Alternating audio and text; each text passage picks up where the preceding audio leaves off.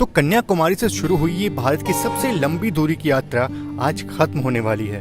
फिलहाल train new बंगईगांव junction पहुंच रही है और यहाँ आपको कुछ बहुत ही स्पेशल देखने को मिलने वाला है।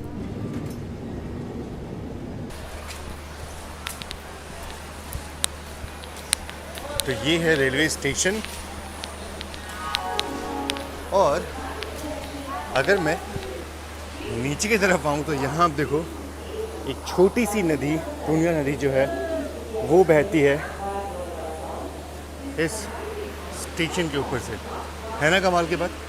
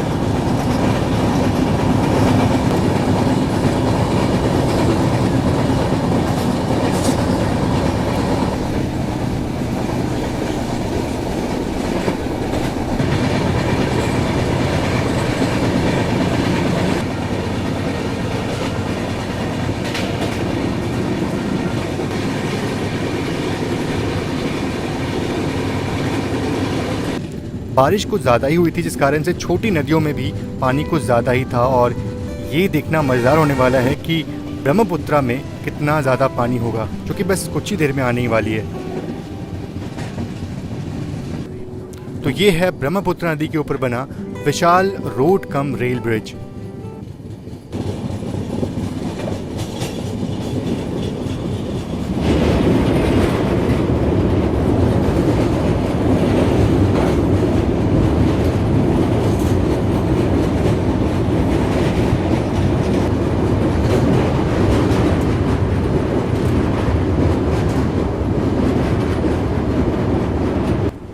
और कितना ज़्यादा पानी था, हर तरफ जहाँ नज़र जाए बस पानी ही पानी था।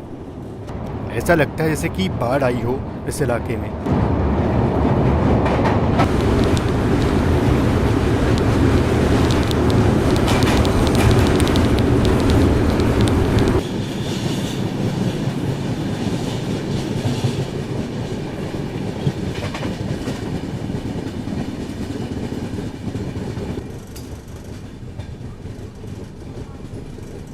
तो सुबह करीब 7:52 हो चुके हैं और पहुंच चुके हैं गोपालपारा टाउन।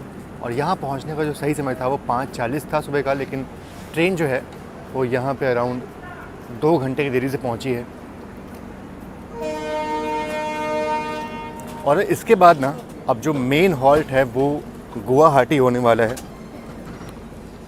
और मैं अगर आपको बोलूँ तो मेरी जो यात्रा थी इधर की वो फ़िलहाल तक गुवाहाटी तक ही हुई है। गुवाहाटी के बाद जो रूट है ना वो बिल्कुल नया होने वाला है मेरे लिए। गुवाहाटी के बाद मैं कभी भी आगे नहीं गया, तो मज़ा बहुत आने वाला है और बहुत कुछ देखने को मिलने वाला है, क्योंकि ये पूरा नया रूट होने वाला है मेरे लिए। दोस्तों यूँ तो मैंने कई बार रीलेबल अचीवर्स के बारे में बात की है, लेकिन आज मैं आपको रीलेबल के एक लर्नर से बनाना चाहता हूँ। ये है मोहित मगनानी, जिन्होंने रीलेबल बाई अनअकैडमी का इस्तेमाल करके सिविल इंजीनियरिंग से बिजनेस एनालिटिक्स में अपना डोमेन चेंज किया और अपनी मनचाही जॉब लेंट्रा एआई में पाली। रीलेबल बाई अनअकैडमी ने मोहित जैसे 1300 से भी अधिक कैंडिडेट्स की हेल्प की है और आप भी यहाँ पे एक आसान सा टेस्ट क्लियर करके अपनी ड्रीम जॉब पा सकते हैं सेल्स, एचआर, बिजनेस एनालिटिक्स जैसे 11 डिफरेंट डोमेन्स में। रीलेबल खाली एक टेस्ट हायरिंग प्लेटफॉर्म नहीं है, यहाँ पे आपको 11 उन्हीं कैटेगरीज में कोर्सेज मिल जाते हैं जिनकी हेल्प से आप टेस्ट को इजीली क्रैक कर सकते हैं, जैसे कि मोहित ने करा। He learn the skill, give the test and got his dream job. और रीलेबल कोर्स ना आपको 14 दिन की सेटिस्फेक्शन गारंटी देता है। मतलब ये कि कोर्स के दौरान अगर आपको लगता है कि आप फिट नहीं हो उस कोर्स के लिए, आप इस प्रोसेस को एंजॉय नहीं कर रहे हो, तो आप बिल्कुल 14 दिन के अंदर अपना रिफ़ंड जो है, फुल रिफ़ंड जो है वो पा सकते हो। और बिना किसी क्वेश्चन के, आपसे कोई क्वेश्चन नहीं पूछा जाएगा, आपको फुल रिफ़ंड जो है वो मिल जाएगा। तो ये चीज़ मुझे बहुत अच्छी लगती है। और तो रेलेवल के जो कोर्सेज़ हैं वो फ़ोन पे उपलब्ध है, मतलब अपनी सहूलियत के हिसाब से कहीं से भी इसकी पढ़ाई कर सकते हो। आप कहीं से भी अपना लाइव टेस्ट दे सकते हो, प्री रिकॉर्डेड लेक्चर जो है वो अटेंड कर सकते हो, और मोबाइल से ही आप उनकी ऑनलाइन लाइब्रेरी एक्सेस करके सॉल्व क्वेश्चंस के थ्रू प्रैक्टिस भी कर सकते हो।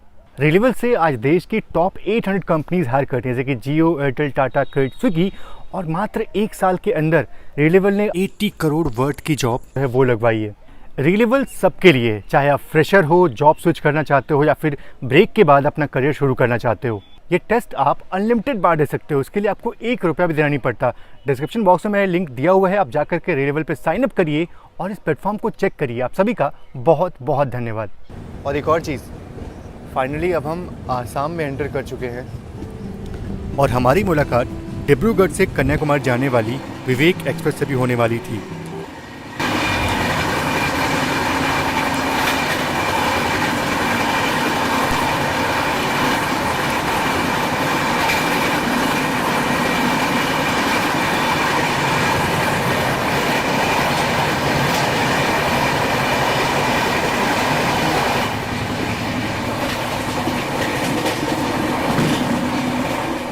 तो बहुत देर से ट्रेन जो है वो रुकी हुई थी और फाइनली अब ट्रेन चल पड़ी है। और फिलहाल ये एक खूबसूरत सी लेक है जिसको भी हम जिसके किनारे चल रहे हैं, बिल्कुल पैदल में चल रहे हैं। और कुछ देर बाद ना इसी लेक के ठीक ऊपर से हम जाने वाले हैं, और जैसे ही ये लेक क्रॉस होगी जो कामाख्या स्टेशन है वो भी आ जाएगा। हालांकि वहाँ पे ट्रेन रुकेगी नहीं, हम उसको स्किप करने वाले हैं।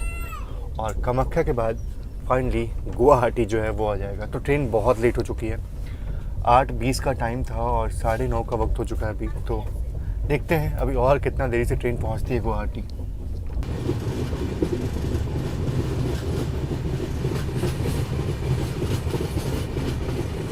कितनी बड़ी लेक है ये, बहुत दूर तक फैली हुई है।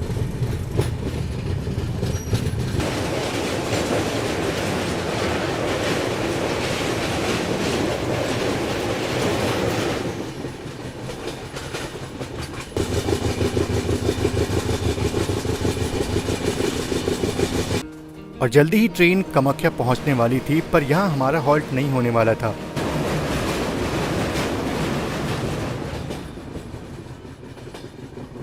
और सामने की तरफ कामाख्या आनंद विहार के रेक जो है वो खड़े हैं।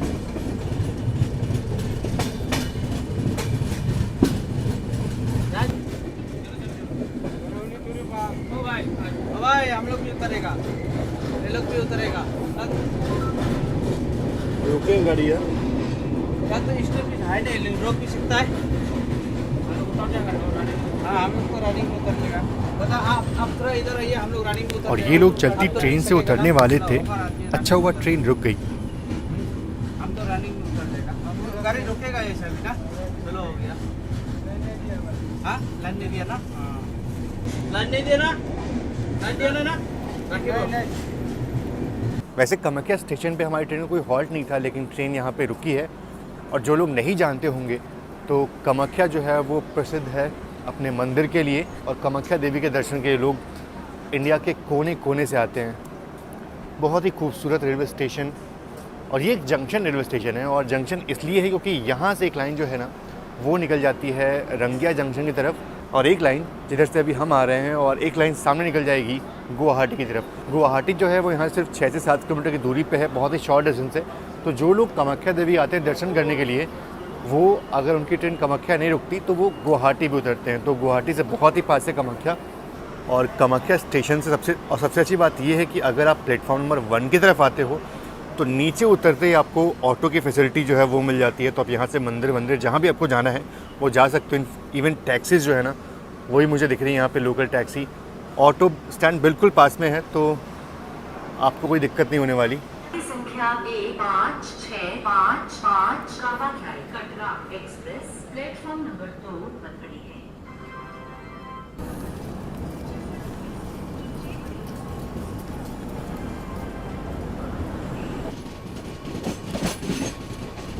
और कामाख्या से निकलते ही ट्रेन जल्दी ही गुवाहाटी रेलवे स्टेशन भी पहुंच जाती है। सरायघाट एक्सप्रेस हावड़ा गुवाहाटी।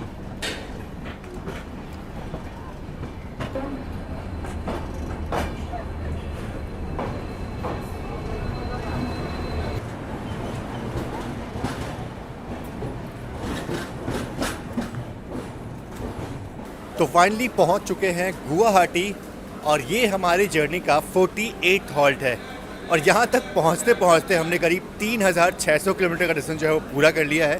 वैसे यहाँ पहुँचने का सही समय था सुबह के 8:55, लेकिन ट्रेन 2 घंटे लेट यहाँ पहुँची है और फ़िलहाल वक्त हो रहा है करीब 10:50। तो काफ़ी लेट हो गया यहाँ पहुँचते पहुँचते।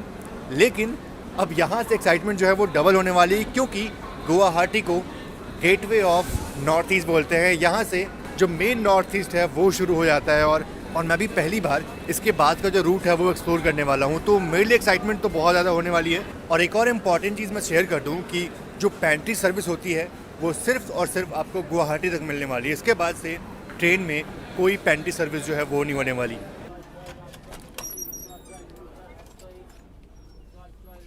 तो ये सारा ब्रेकफास्ट हमने गुवाहाटी से मंगवाया था। ये हैं आलू के पराठे जो बिल्कुल तले हुए हैं। ऐसे पराठे हमारे यहाँ नहीं मिलते, ये बिल्कुल तले हुए हैं। इसके साथ सब्ज़ी जो है वो दी गई है। हमने कुछ साउथ इंडियन मंगाया, डोसा मंगाया। और इस रूट पे आपको साउथ इंडियन जो है वो मिल सकता है, मतलब ऐसा कोई दिक्कत नहीं होती। ये जो पराठे हैं ना बिल्कुल तले हुए हैं। हमारे नॉर्थ में से मिलते हैं वैसे बिल्कुल नहीं है। हालांकि हमारे नॉर्थ में भी कभी कभी ऐसे पराठे जो है वो तल दिए जाते हैं, लेकिन ये कुछ ज़्यादा ही तले हुए हैं। और ये सब देखकर बहुत अच्छा लगा कि कहीं भी इलेक्ट्रिक पोल्स नहीं दिख रहे थे।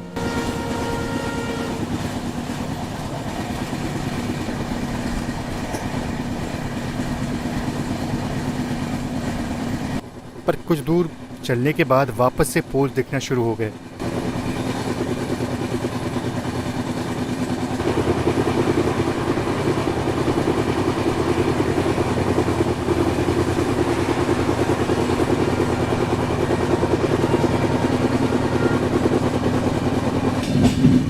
और अभी होजी रेलवे स्टेशन में अपना अराइवल हो रहा है।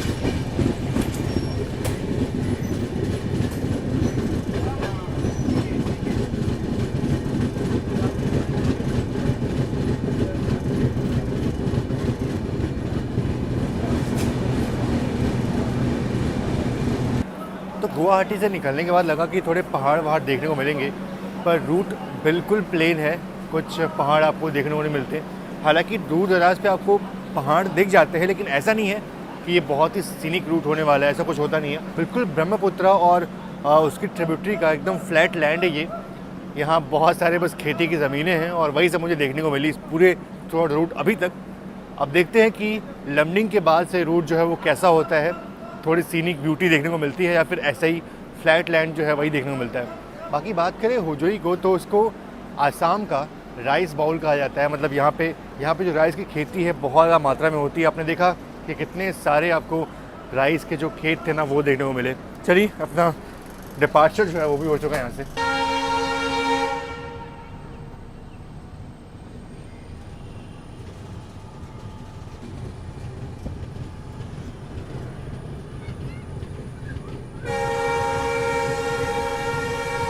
फिलहाल तो आसमान बिल्कुल साफ है और बारिश के जो आसार है वो बहुत ही थोड़ा बहुत है।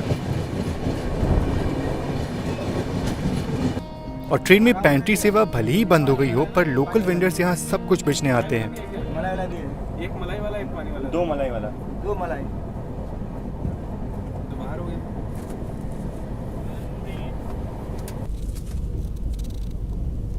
और ये कोई पैसेंजर ट्रेन लग रही है मुझे।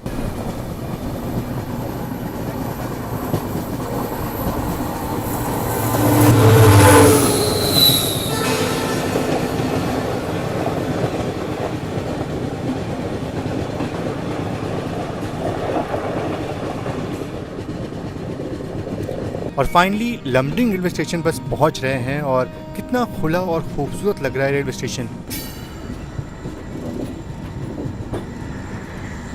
पर यहाँ आते आते धूप बहुत तेज़ हो गई है और जैसा सोचा था ना ठीक उसका उल्टा ही हो रहा है। यहाँ पे गर्मी बहुत है यहाँ।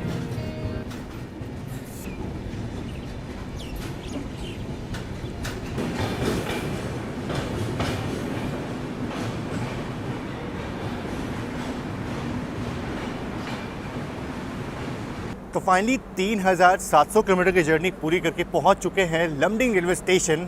और अभी तक तो बहुत ही सीनिक ब्यूटी जो है वो देखने को नहीं मिली, लेकिन ये स्टेशन जो है ना मुझे काफ़ी खूबसूरत लगा, काफ़ी अच्छा लगा।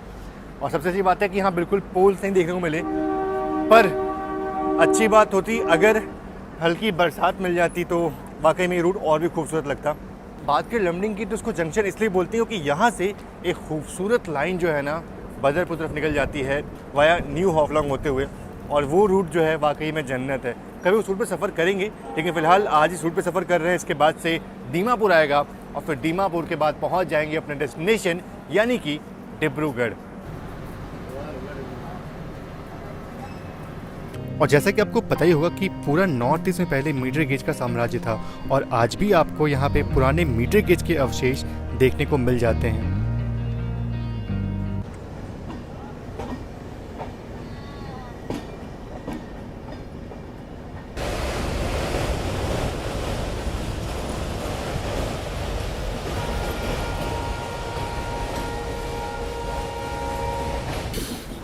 वाओ, कितना ज़्यादा अच्छा लगता है ना जब पोल्स ना दिखे आपको। तो लमडिंग से निकलने के बाद खेतों के साथ साथ अब घने जंगल भी दिखने लगे थे, जिससे अब थोड़ी ठंडी हवाएं चल रही थी।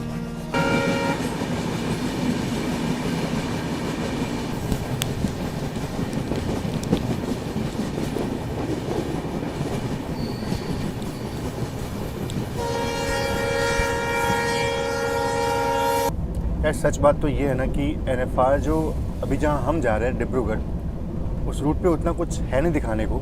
मतलब देखो तो सिर्फ प्लेन लैंड्स ही आपको देखने को मिलेंगे, ऐसे बहुत आपको फोल्ड्स नहीं देखने को मिलेंगे, माउंटेन्स नहीं देखने को मिलेंगे, सिर्फ प्लेन लैंड देखने को मिलेंगे। और इसीलिए बार बार बाहर जाने का मन भी नहीं हो रहा। बस अब कुछ ही देर पहुँचने वाले हैं दीमापुर। हाँ, ये एक स्पेशल चीज़ होने वाली है कि बहुत देर से हम लोग आसाम में चल रहे थे और अब नागालैंड में एंटर होने वाले हैं। कहाँ कन्याकुमारी से निकले, तमिलनाडु से निकले, इतने सारे स्टेट्स को क्रॉस करके और फाइनली नागालैंड में पहुँचेंगे और फिर वापस से हम आसाम में एंटर हो जाएंगे। चलिए दीमापुर पहुँचने वाले हैं, उसका अराइवल जो है वो लेते हैं और देखते हैं दीमापुर स्टेशन जो है वो कैसा है।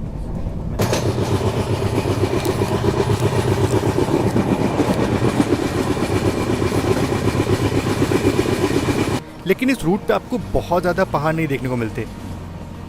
कुछ देर के लिए ही हिमालय की चोटियाँ दिखनी शुरू हुई थी, पर बस कुछ देर के लिए था वो।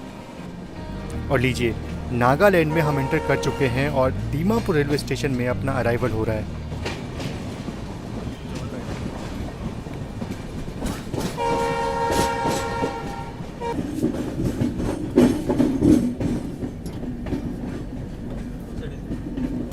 सबसे पहले अगर मैं बताऊं तो अगर आप प्लेटफॉर्म को देखो तो आपको एक आइडिया मिल जाएगा कि ये जो प्लेटफॉर्म है ये मीटर गेज के प्लेटफॉर्म है। और कहीं ना कहीं ये चीज़ बताते हैं कि एक ज़माने में ये कितना बड़ा मीटर गेज का जाल जो है फैला हुआ था नॉर्थ ईस्ट में।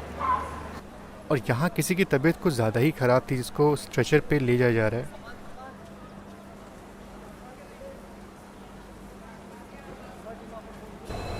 और ये कोई पैसेंजर ट्रेन भी आ गई।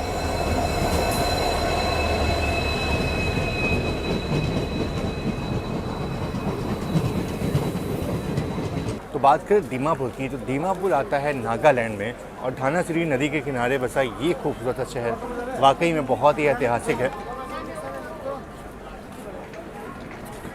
और यहाँ तक पहुँचते पहुँचते हमने करीब 3800 किलोमीटर की जर्नी जो है वो पूरी कर ली है।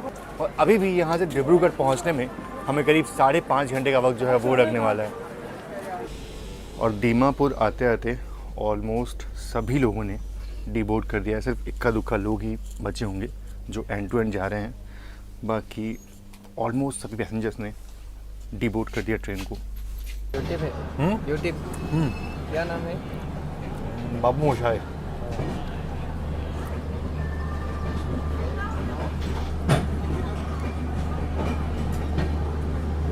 और ये सामने खड़ी है अवध आसाम एक्सप्रेस।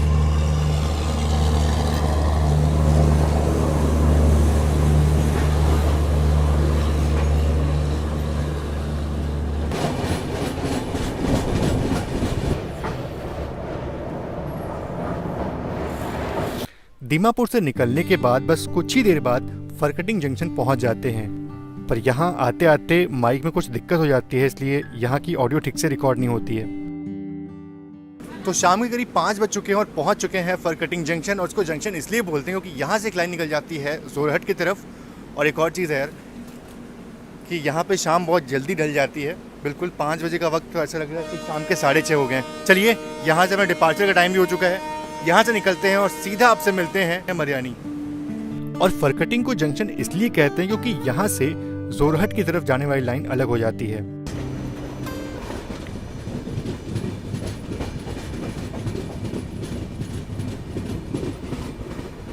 और यहाँ से निकलते ही खूबसूरत चाय के बागान दिखना शुरू हो जाते हैं और अब शाम भी ढलने वाली है।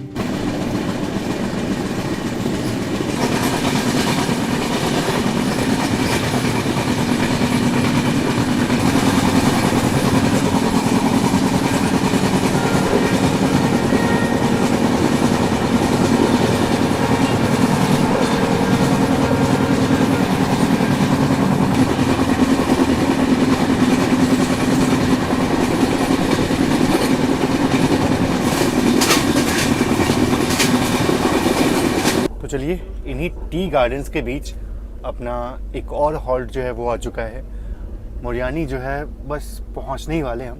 बाहर चलते हैं और अराइवल लेते हैं, क्योंकि बाहर का लैंडस्केप जो है ना बहुत ही खूबसूरत लग रहा है। चारों तरफ चाय के बागान, वैसे चाय के बागान तो बहुत मैंने आपको दिखा दिए।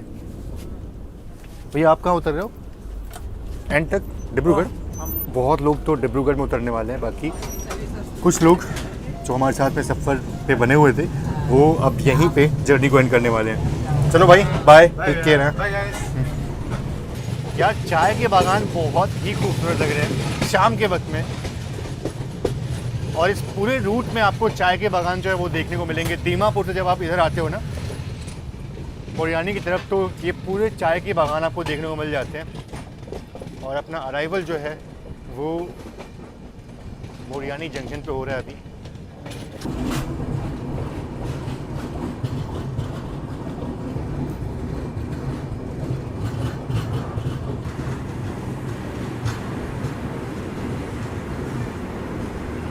तो जैसे जैसे अपने डेस्टिनेशन की तरफ बढ़ रहे हैं हम ना, वैसे वैसे लोग जो है वो ट्रेन को डिबोर्ड कर रहे हैं अब, और ऑलमोस्ट ट्रेन जो है वो खाली हो चुकी है।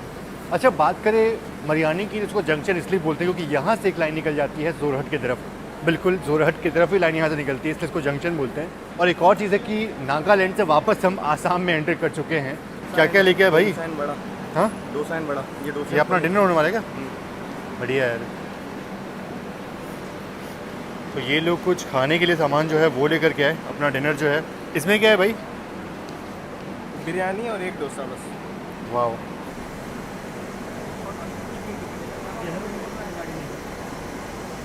अच्छा, तो यहीं से भाई लोगों ने इतना सारा साउथ इंडियन आइटम खरीदा था।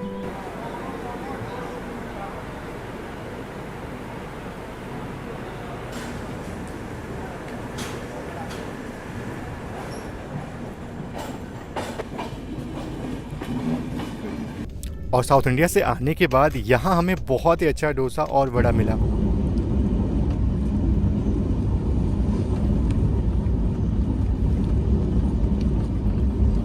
तो फिलहाल अभी सिर्फ 6:17 हुए हैं और बाहर बिल्कुल गुप अंधेरा जो है वो हो चुका है। और हमारे पैसेंजर जो थे, को पैसेंजर, वो लोग सो भी चुके हैं। तो नॉर्थ ईस्ट में कुछ इतनी जल्दी रात जो है वो ढल जाती है। और मरियानी के बाद मैं कुछ देर के लिए सो गया था, और जब उठा तो ट्रेन न्यू तिनसुकिया जंक्शन पहुंचने वाली थी।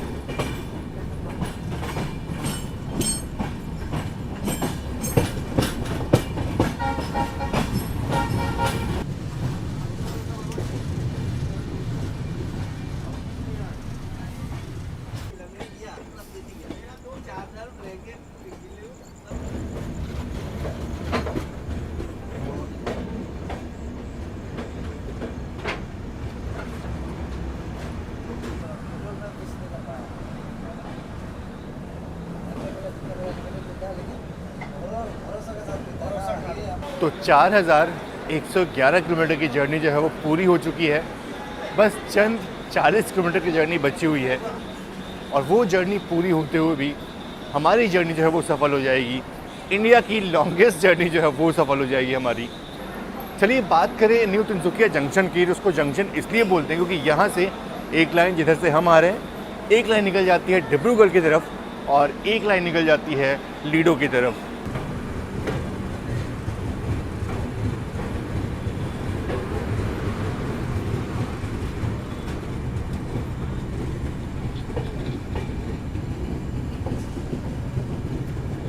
तो बस कुछ चंद लम्हे बचे हैं भाई अपनी जर्नी ख़त्म होने के। क्या कहना चाहोगे, कैसा फील हो रहा है? सफ़र यार बहुत अच्छा रहा और अब यादगार रहा। वैसे हम तो रेल में लगातार ट्रैवल करते रहते तो इतना फील नहीं हुआ कि भाई लॉन्गेस्ट रनिंग ट्रेन में लगातार ट्रेन में रहते हैं, पर हाँ मज़ा बहुत आया। बहुत यादें साथ में लेके जा रहे हैं सफ़र को। एक नया घर है जो अब छूटने वाला है। 3 दिन इस घर में बिताए हैं तो थोड़ी बहुत तो यादें हैं इसके साथ जुड़ी, लेकिन हाँ अब कई नया घर ढूंढेंगे जहाँ पे 3-4 दिन और बिताने हैं। सही में जब 3 से 4 दिन आप किसी ट्रेन में बिताते हो तो वो आपका एक घर ही बन जाता है। और जब भी इससे आप दूर होते हो, उस घर से अलग होते हो ना, तो ठीक है एक खुशी होती है कि जर्नी पूरी हो रही है, और एट द सेम टाइम थोड़ा दुख भी होता है कि 4 दिनों बाद आखिरकार इस घर से अब निकल रहे हैं। ठीक है, अपना ये एक तरह से पूरा केबिन ही बन गया था, अपना पूरा घर बन गया था। यहाँ इतने पैसेंजर्स आए गए, सबसे मिले हम, और हम ही हैं जो लास्ट तक टिके हुए हैं अभी। चलिए डिब्रूगढ़ का अराइवल जो है बस होने ही वाला है, पहुँचने ही वाले हैं, और ये एक हिस्टोरिक जर्नी जो है, नॉस्टैल्जिक जर्नी जो है बस ख़त्म होने वाली है।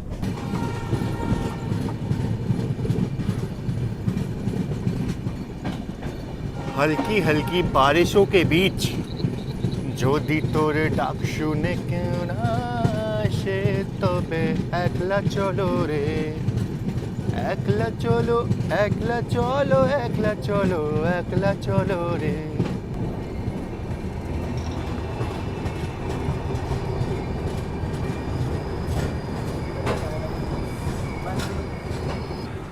ये एहसास शायद मैं आपको नहीं बता पाऊंगा।